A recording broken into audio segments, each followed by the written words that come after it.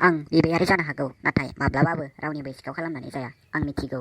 इसोरा हरखानाय आखाइ आथिं थानानैबो आं मानो सिखाव खालामनानै जानो मालायनि धोनखौ आं मानो लुबैनो।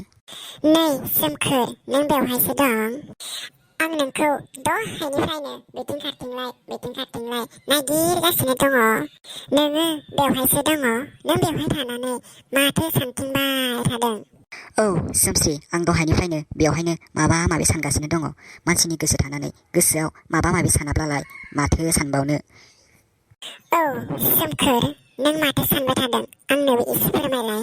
मालायनि सिगाङाव आंनि गोसोनि साननाय हनायखौ मालायनि गोसोनि सिगाङाव आं बुंनायनि आंहा अयभासानो गैयामोन।